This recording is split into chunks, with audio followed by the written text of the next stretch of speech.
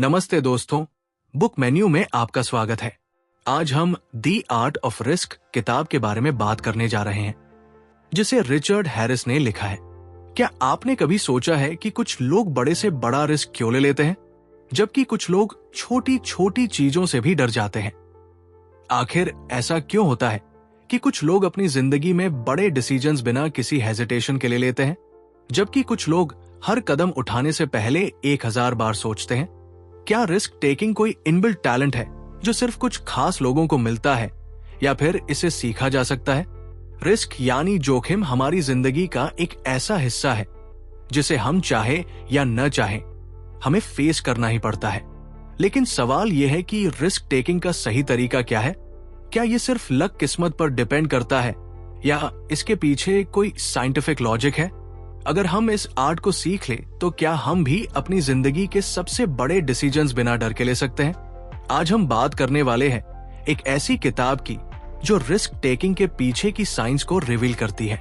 The art of risk ये सिर्फ एक किताब नहीं, बल्कि एक माइंड सेट है जो हमें सिखाती है कि कैसे हम फियर को कंट्रोल करके कैलकुलेटेड रिस्क ले सकते हैं और अपनी लाइफ में एक्स्ट्राऑर्डिनरी सक्सेस हासिल कर सकते हैं। रिस्क टेकिंग सिर्फ डेयरडेविल्स या एडवेंचर सीकर्स के लिए नहीं है। ये एक ऐसी स्किल है जिसे हर कोई डेवलप कर सकता है, चाहे आप बिजनेस में हो, करियर में ग्रोथ चाहते हो, या पर्सनल लाइफ में बोल्ड डिसीजंस लेना चाहते हो। रिस्क लेना जरूरी है, लेकिन सही रिस्क लेना और बेवजह का रिस्क लेना, दोनों में बहुत बड़ा फर्क होता है। इस किताब में बताया गया है कि हमारे दिमाग में ऐसा कौन सा सिस्टम होता है जो ये डिसाइड करता है कि हम किसी रिस्क को एक्सेप्ट करेंगे या उससे डरकर पीछे हट जाएंगे। क्या कोई ऐसा तरीका है जिससे हम अपने माइंड को ट्रेन कर सकते हैं ताकि हम सही समय पर सही रिस्क लें? क्या हमारे पास्ट एक्सपीरियंसेस, हमारी सोचने का तरीका और हमारी पर्सनालिटी इस पर असर डालती है कि हम रिस्क लेने वाले इंसान बनेंगे या नहीं? किताब की सबसे बड़ी सीख यह है कि फियर यानी डर हमेशा रिस्क टेकिंग के रास्ते में सबसे बड़ी बाधा होती है। लेकिन सच्चाई यह है कि सक्सेसफुल रिस्क टेकर्स वो नहीं होते जो बिल्कुल भी नहीं डरते, बल्कि वो होते हैं जो अपने डर को मैनेज करना सीख लेते हैं। यानी रिस्क टेकिंग का मतलब ये नहीं कि आप बेधड़क और बिना सोचे समझे कोई भी कदम उठा ले। इसका मतलब यह है कि आप अपने डर को समझे, अपने गोल्स को क्लियर करें और फिर एक स्मार्ट स्ट्रेटेजी बनाकर उस रिस्क को हैंडल करें। इसीलिए अगर आप भी अपनी जिंदगी में एक बोल्ड और कॉन्फिडेंट इंसान बनना चाहते हैं, अगर आप भी उन लोगों में शामिल होना चाहते हैं जो बिना किसी डर के अपने सबसे बड़े ड्रीम्स को फॉलो करते हैं, तो ये वीडियो आपके लिए है। इस वीडियो में हम दी आर्ट ऑफ रिस्क की सबसे पावरफुल स्ट्रेटेजीज को डिकोड करेंगे, जो आपको ये सिखाएंगे कि कैसे आप अपने अंदर रिस्क टेकिंग का सही बैलेंस डेवलप कर सकते हैं और अपनी जिंदगी में फियर को कंट्रोल करके सफलता हासिल कर सकते हैं। तो चलिए बिना कोई समय गवाए इस रोमांचक सफर की शुरुआत करते हैं और सीखते हैं रिस्क लेने की असली कला। Chapter one your brain on risk. क्या आपने कभी सोचा है कि कुछ लोग किसी ऊंची चट्टान से कूदने, तेज रफ्तार में बाइक चलाने या अपने बिजनेस में करोड़ों का निवेश करने से जरा भी नहीं डरते, जबकि कुछ लोग छोटी छोटी चीजों में भी रिस्क लेने से कतराते हैं? आखिर ऐसा क्यों होता है? क्या ये सिर्फ हमारी पर्सनालिटी पर निर्भर करता है, या इसके पीछे कुछ साइंटिफिक लॉजिक छुपा है? इस चैप्टर में एक बहुत ही चौंकाने वाली बात बताई गई है। रिस्क टेकिंग सिर्फ लक या बोल्डनेस पर निर्भर नहीं करता, बल्कि ये एक डीपली वायर्ड बायोलॉजिकल प्रोसेसर है जो हमारे ब्रेन के अंदर चलता रहता है। जब भी हम किसी रिस्क की सिचुएशन में होते हैं, हमारा दिमाग एक तेज कैलकुलेशन करने लगता है। क्या ये रिस्क लेना सेफ होगा? क्या इसके रिजल्ट्स पॉजिटिव होंगे? क्या हम फेल्यूर हैंडल कर पाएंगे? और फिर हमारी बॉडी उस कैलकुलेशन के हिसाब से रिएक्ट करती है। लेकिन मजेदार बात यह है कि हर किसी का दिमाग रिस्क को एक ही तरीके से प्रोसेसर नहीं करता। कुछ लोग नेचुरली ज्यादा रिस्क टेकिंग होते हैं और कुछ लोग ज्यादा कॉशियस। लेकिन ऐसा क्यों? इसकी जड़ें हमारे दिमाग में छुपी हुई है। जब भी हम किसी रिस्क से सामना करते हैं, हमारा ब्रेन 3 बड़े सिस्टम्स के आधार पर फैसला लेता है। आमिगडाला, प्रेफ्रंटल कॉर्टेक्स और डोपामिन सिस्टम। आमिगडाला हमारे डर और सर्वाइवल इंस्टिंक्ट को कंट्रोल करता है। जब भी हमें कोई बड़ा रिस्क दिखता है, ये हमारे अंदर अलर्ट सिग्नल भेजता है, रुक जाओ, ये खतरनाक हो सकता है। इसलिए जब कोई ऊंचाई पर खड़ा होता है और नीचे देखता है, या कोई नया बिजनेस शुरू करने से पहले फेल्यूर का डर महसूस करता है, तो इसके पीछे अमेगडला ही काम कर रहा होता है। लेकिन कहानी यही खत्म नहीं होती। हमारे दिमाग का प्रेफ्रंटल कॉर्टेक्स उस रिस्क को लॉजिकली एनालाइज करता है। ये हमारे पास्ट एक्सपीरियंस, हमारे गोल्स और उस रिस्क से मिलने वाले पॉसिबल रिवार्ड्स को कंपेयर करता है। अगर प्रेफ्रंटल कॉर्टेक्स को लगता है कि रिस्क लेना सही रहेगा, तो ये के डर को शांत करने की कोशिश करता है। अब आता है सबसे interesting part, dopamine system. Dopamine, जिसे हम फील गुड केमिकल भी कहते हैं, हमारे दिमाग का वो हिस्सा है जो हमें थ्रिल और एक्साइटमेंट का एहसास कराता है। जब हम कोई रिस्क लेते हैं और उसमें सक्सेसफुल होते हैं, तो हमारा डोपामिन सिस्टम हमें एक स्ट्रांग रिवॉर्ड सिग्नल भेजता है। यस, ये मजेदार था, दोबारा ट्राई करो। यही कारण है कि कुछ लोग रिस्क लेने से घबराते नहीं, बल्कि बार बार उसका थ्रिल महसूस करना चाहते हैं। लेकिन यही डोपामिन सिस्टम कभी कभी हमें गलत फैसले लेने पर भी मजबूर कर सकता है।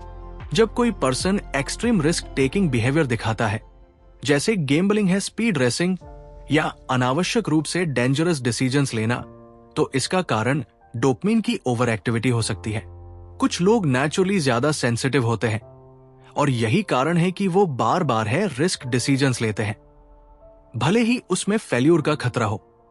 अब सवाल ये उठता है, क्या रिस्क टेकिंग को कंट्रोल किया जा सकता है?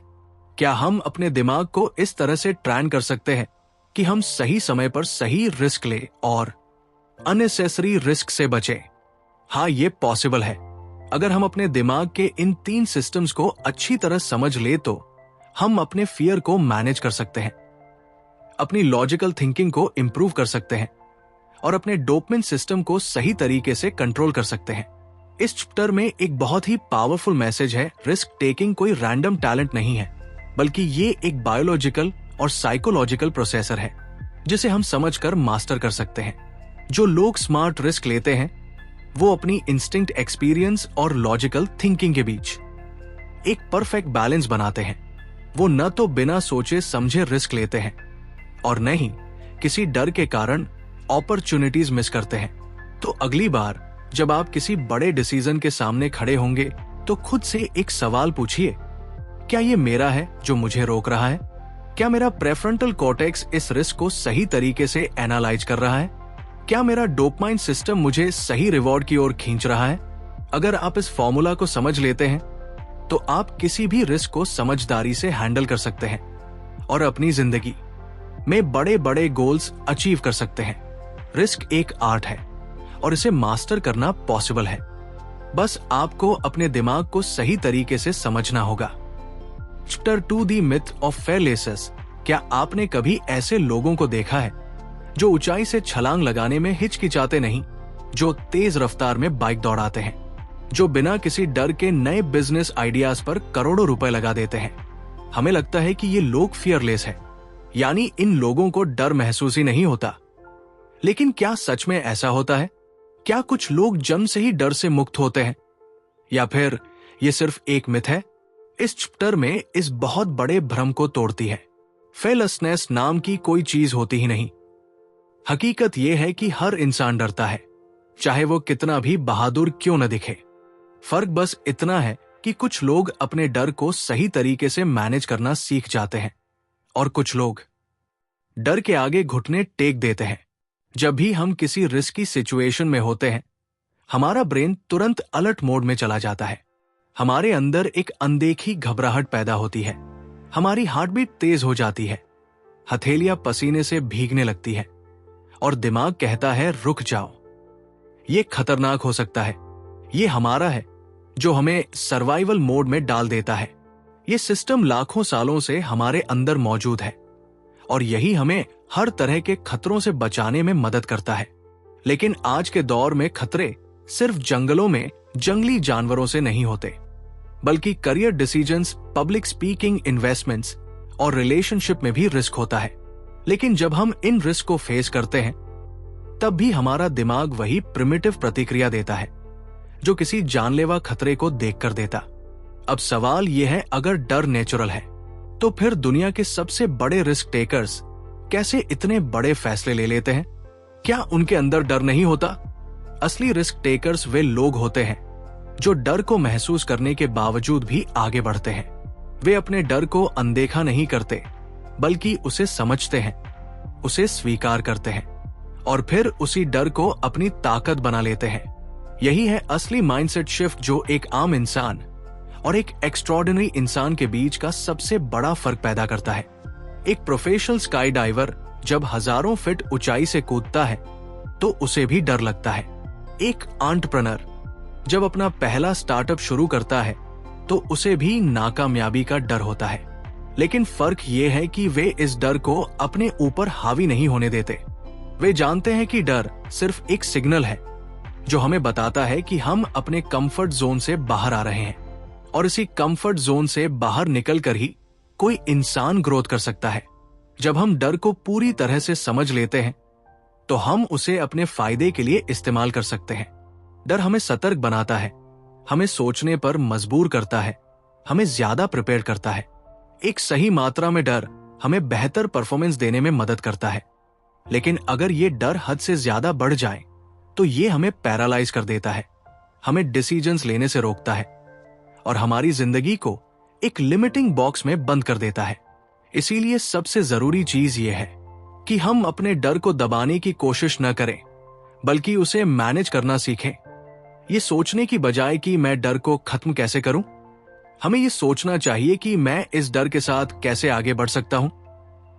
दुनिया के सबसे बड़े लीडर्स, एथलीट्स, आर्टिस्ट और एंटरप्रेन्योर सब इसी माइंडसेट के साथ जीते हैं।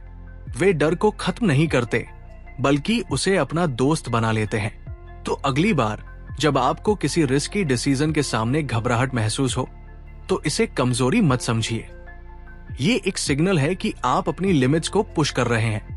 डर महसूस होना कोई गलत बात नहीं, लेकिन डर के कारण अपॉर्चुनिटीज को खो देना ये सबसे बड़ी गलती हो सकती है। फियरलेसनेस एक मिथ है, लेकिन फियर मैनेजमेंट एक आर्ट है। यही इस चैप्टर की सबसे बड़ी सीख है। अगर आप इस आर्ट को सीख जाते हैं तो कोई भी डर आपको आपकी ड्रीम लाइफ तक पहुंचने से रोक नहीं सकता। Chapter 3D risk ladder. क्या आपने कभी सोचा है कि एक ही जैसी सिचुएशन में कुछ लोग बिना किसी डर के आगे बढ़ जाते हैं, जबकि कुछ लोग घबराकर पीछे हट जाते हैं? मान लीजिए कि दो दोस्त 171 ऊंची चट्टान पर खड़े हैं। उनमें से एक तुरंत नीचे छलांग लगाने को तैयार हो जाता है, जबकि दूसरा असहज महसूस करता है और पीछे हट जाता है। या फिर दो एंटरप्रेन्योर को एक नया बिजनेस शुरू करने का मौका मिलता है। एक बिना हिचकिचाहट इन्वेस्ट करने को तैयार हो जाता है, जबकि दूसरा रिस्क के बारे में सोच कर परेशान हो जाता है। आखिर ऐसा क्यों होता है?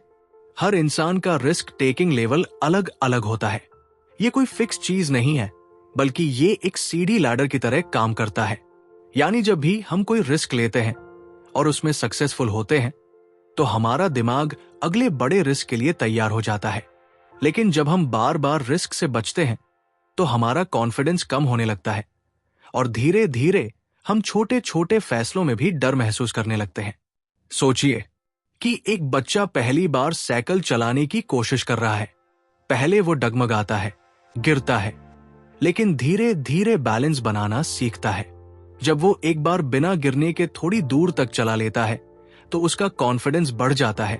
फिर वो तेज चलाने की कोशिश करता है और कुछ ही दिनों में वो बिना किसी डर के पूरी गली में घूमने लगता है। यही रिस्क लैडर है। छोटे छोटे रिस्क लेकर हम बड़े रिस्क के लिए तैयार होते जाते हैं।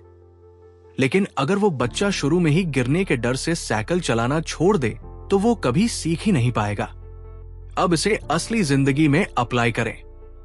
मान लीजिए कि आपको पब्लिक स्पीकिंग का डर है। अगर आप सोचते हैं कि आप एक दिन सीधे हजारों लोगों के सामने बिना घबराए बोल पाएंगे तो ये असंभव लगेगा।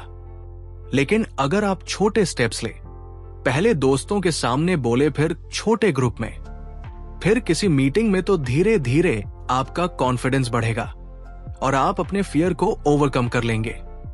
दुनिया के सबसे बड़े रिस्क टेकर्स ने भी इसी सीढ़ी को चढ़कर ऊंचाई हासिल की है। कोई भी इंसान एक ही दिन में एक्सट्रीम रिस्क टेकर नहीं बनता। हर बड़ा डिसीजन, हर बड़ा एडवेंचर, हर बड़ी सफलता छोटे छोटे रिस्क से शुरू होती है। यही कारण है कि कुछ लोग हैं रिस्क सिचुएशंस को भी बड़ी आसानी से हैंडल कर लेते हैं, क्योंकि उन्होंने अपनी रिस्क टेकिंग क्षमता को धीरे धीरे डेवलप किया है। इस चैप्टर की सबसे बड़ी सीख ये है कि अगर आप अपनी जिंदगी में रिस्क लेने से डरते हैं तो आपको एकदम से कोई बड़ा रिस्क लेने की जरूरत नहीं है। आपको बस अपनी रिस्क लैडर पर एक स्टेप ऊपर पर चढ़ने की जरूरत है। छोटे छोटे चैलेंजेस को एक्सेप्ट कीजिए, अपनी कंफर्ट जोन से बाहर आइए और धीरे धीरे अपने डर को पीछे छोड़ दीजिए, क्योंकि अगर आप हमेशा सेफ जोन में रहेंगे तो आपकी जिंदगी कभी नहीं बदलेगी। लेकिन अगर आप अपनी रिस्क टेकिंग क्षमता को धीरे धीरे बिल्ड करेंगे तो आप वो हासिल कर सकते हैं जो आज आपको असंभव लगता है। रिस्क एक सीढ़ी की तरह है, छोटे कदम आपको ऊंचाई तक ले जा सकते हैं। सवाल यह है कि क्या आप इस सीढ़ी पर पहला कदम रखने के लिए तैयार हैं? Chapter 4 training for risk. क्या रिस्क लेना एक टैलेंट है जो कुछ लोगों को जन्म से मिलता है, या फिर ये एक स्किल है जिसे सीखा और डेवलप किया जा सकता है? ये सवाल बहुत जरूरी है, क्योंकि जब भी हम किसी रिस्क टेकर को देखते हैं, चाहे वो कोई है स्टेक्स एंटरप्रेन्योर हो, कोई एक्सट्रीम एथलीट हो, या कोई सोल्जर जो युद्ध में जाता है, हमें लगता है कि उनके अंदर कोई सुपर पावर है जो उन्हें बिना डर के बड़े फैसले लेने की क्षमता देती है। लेकिन सच्चाई कुछ और ही है। रिस्क टेकिंग कोई जादू नहीं है, बल्कि ये एक स्किल है जिसे आप सही ट्रेनिंग के जरिए सीख सकते हैं। जब हम रिस्क लेने की बात करते हैं तो ये सिर्फ लक या नेचुरल बोल्डनेस पर निर्भर नहीं करता, बल्कि ये इस बात पर निर्भर करता है कि हमने खुद को उस सिचुएशन के लिए कितना तैयार किया है। यानी रिस्क लेना कोई कॉइन टॉस नहीं है, बल्कि ये एक कैलकुलेटेड प्रोसेसर है जिसे आप अपने दिमाग और शरीर को ट्रेन करके इंप्रूव कर सकते हैं। अब सोचिए, जब कोई फायर फाइटर जलते हुए घर में जाता है तो क्या वो बिना सोचे समझे अंदर कूद जाता है? नहीं, वो जानता है कि आग कैसी फैलती है। उसे पता होता है कि कहाँ जाना है और किस तरह से खतरे को कम करना है। उसने ट्रेनिंग ली होती है, बार बार ड्रिल्स की होती है, जिससे उसका दिमाग सही समय पर सही डिसीजन लेने के लिए तैयार हो जाता है। यही ट्रेनिंग फॉर रिस्क है, अपने दिमाग और शरीर को इस तरह तैयार करना कि जब कोई है स्टेक सिचुएशन आए तो आप बिना घबराए सही फैसला ले सके। अगर आप किसी नए बिजनेस में इन्वेस्ट करना चाहते हैं तो क्या आप बिना रिसर्च की 1 करोड़ रुपए लगा देंगे? बिल्कुल नहीं। पहले आप मार्केट को स्टडी करेंगे, डेटा एनालाइज करेंगे, एक्सपर्ट से बात करेंगे और फिर एक कैलकुलेटेड रिस्क लेंगे।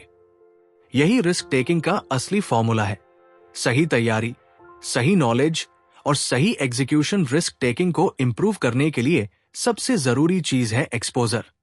यानी अगर आप किसी चीज से डरते हैं तो आपको बार बार खुद को उस सिचुएशन में डालना होगा ताकि आपका दिमाग उस चीज को नॉर्मल मानने लगे। जब कोई नेवी सील सैनिक पहली बार पानी के अंदर सांस रोकने की ट्रेनिंग करता है तो वो घबरा जाता है, लेकिन बार बार ट्रेनिंग करने के बाद उसका दिमाग उस स्थिति को सामान्य नॉर्मल मानने लगता है और वो बिना घबराए मिशन पूरा कर सकता है। यही कॉन्सेप्ट हर तरह के रिस्क टेकिंग पर लागू होता है। रिस्क टेकिंग को इंप्रूव करने के लिए दूसरी जरूरी चीज है सिमुलेशन। यानी आप असली रिस्क लेने से पहले उसकी प्रैक्टिस कर सकते हैं। पायलट हजारों फीट की ऊंचाई पर प्लेन उड़ाने से पहले फ्लाइट सिमुलेटर में प्रैक्टिस करते हैं। डॉक्टर सर्जरी करने से पहले वर्चुअल रियलिटी ट्रेनिंग लेते हैं और एथलीट्स बार बार अपनी परफॉर्मेंस को टेस्ट करते हैं। जब आपका दिमाग पहले से ही एक सिचुएशन को कई बार एक्सपीरियंस कर चुका होता है तो असली रिस्क लेने का डर बहुत कम हो जाता है।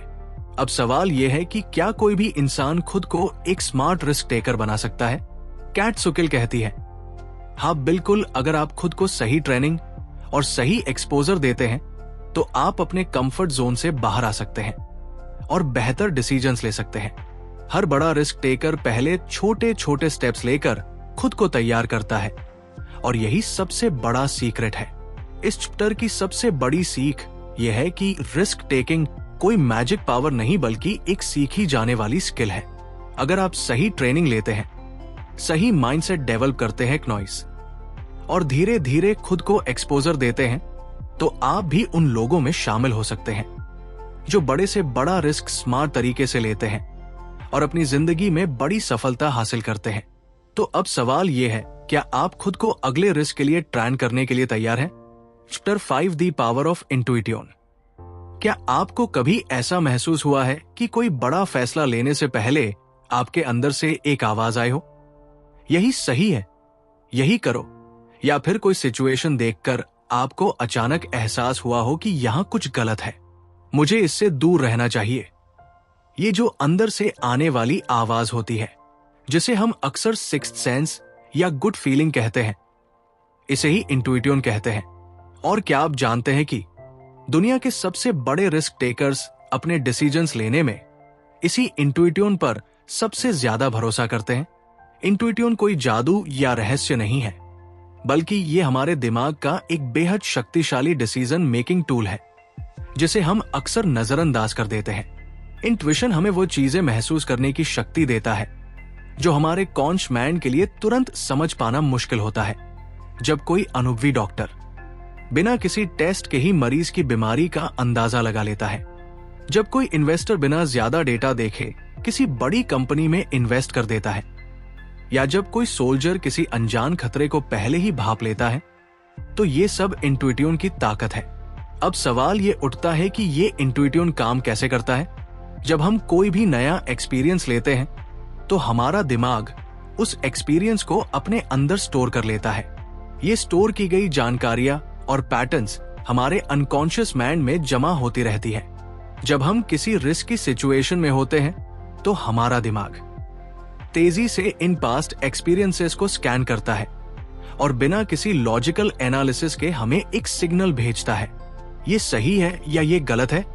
यही इंट्यूइशन है। इसे समझने के लिए एक बहुत ही साधारण उदाहरण लेते हैं। मान लीजिए कि आप किसी नए शहर में घूमने गए हैं और आपको दो रास्ते दिखते हैं। एक रास्ता साफ सुथरा और रोशन है, जबकि दूसरा रास्ता अंधेरा और सुनसान। बिना ज्यादा सोचे ही आपका मन कहेगा कि पहला रास्ता ज्यादा सेफ है। क्यों?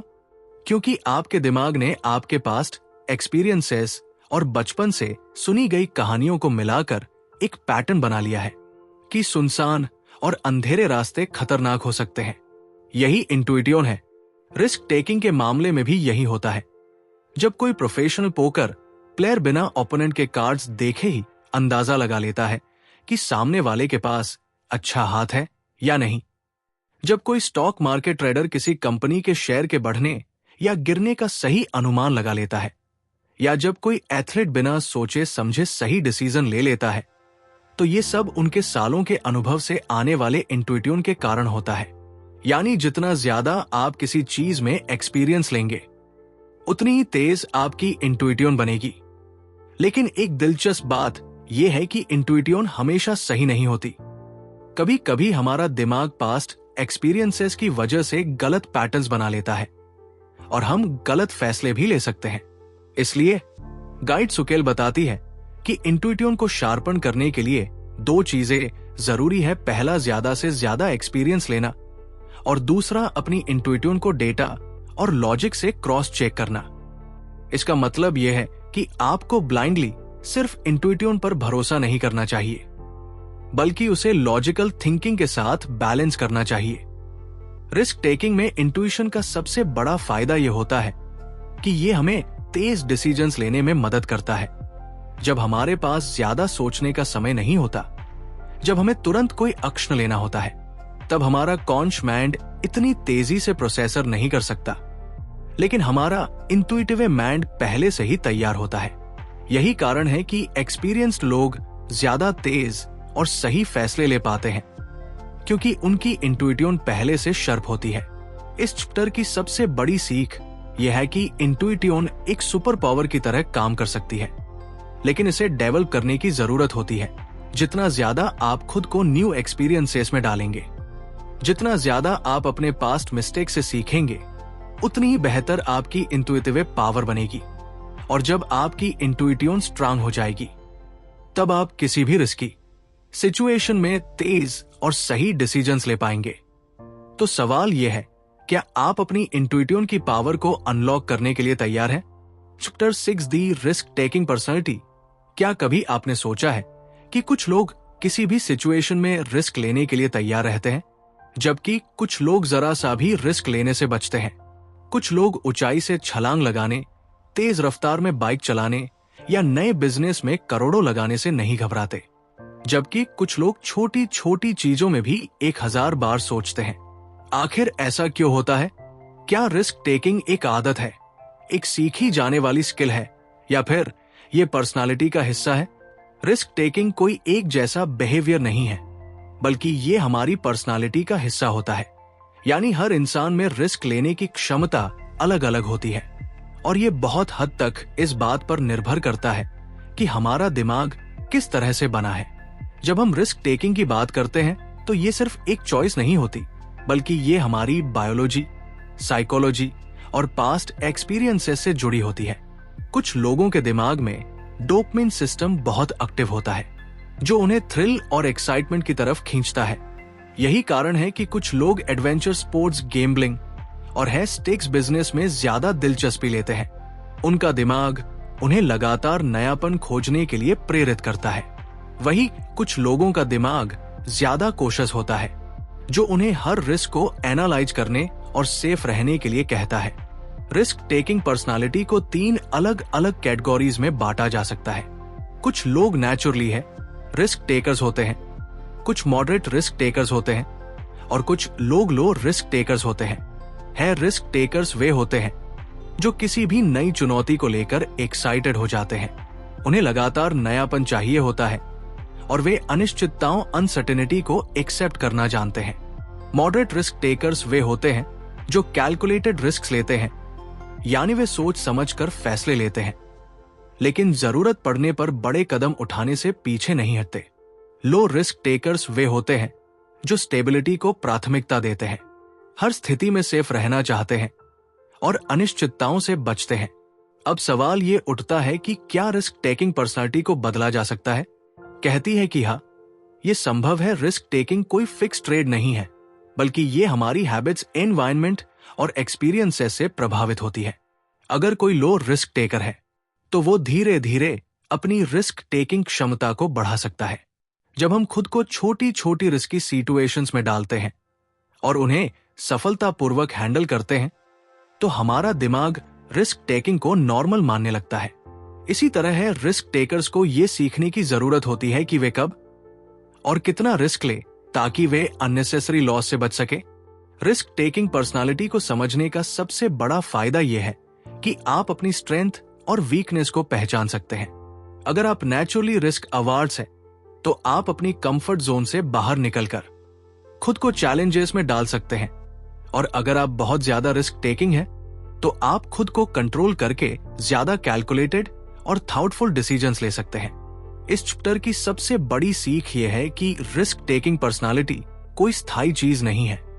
अगर आप चाहें तो आप अपने माइंड सेट को बदल सकते हैं, अपने कंफर्ट जोन को एक्सपैंड कर सकते हैं और अपने डिसीजंस को बैलेंस कर सकते हैं। असली सक्सेस उन्हीं लोगों को मिलती है जो अपने नेचर को समझकर खुद को इंप्रूव करने की कोशिश करते हैं। तो सवाल यह है, क्या आप अपनी रिस्क टेकिंग क्षमता को समझने और बेहतर बनाने के लिए तैयार हैं?